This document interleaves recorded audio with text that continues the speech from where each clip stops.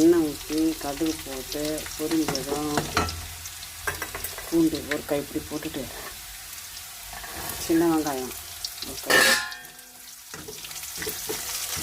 கை வணங்குற வரைக்கும் தக்காளி அரைச்சிட்டு வந்துடலாம். 4 தக்காளி கட் பண்ணிவிட்டு இந்த கத்திரிக்காயெல்லாம் குண்டு குண்டாக கட் பண்ணிவிட்டு இன்றைக்கி எண்ணெய் கத்திரிக்காய் குழம்பு வைக்கலாம்.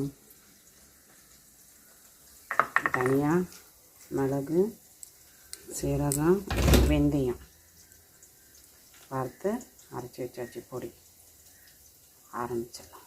தக்காளி அரைச்சி வந்தாச்சு.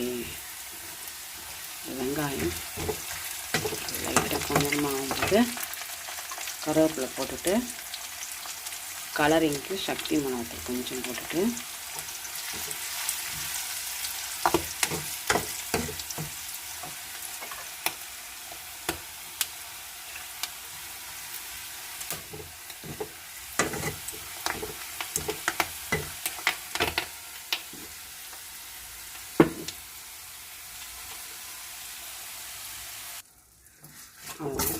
மிளகாப்பொடி போட்டாச்சு.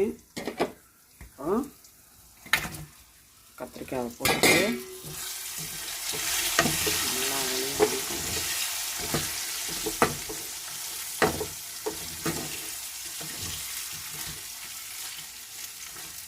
கொஞ்ச நேரம் வணங்கட்டும். தக்காளி ஊற்றலாம். கத்திரிக்காய் வணங்கிட்ட பிறகு தக்காளியை ஊற்றலாம்.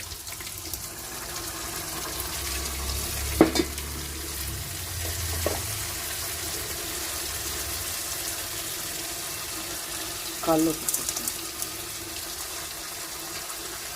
ஒரு டீஸ்பூன் போட்டு பத்தலைன்னா இறக்கும் போட்டுக்கலாம்.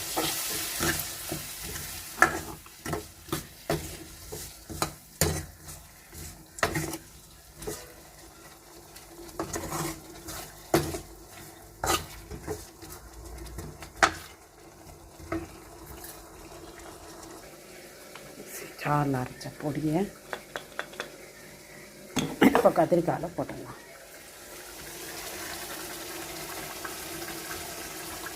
வறுத்து அரைச்ச மிளகா, தனியா, மிளகு, சீரகம், வெந்தயம் போட்டுட்டு நல்லா வணக்கி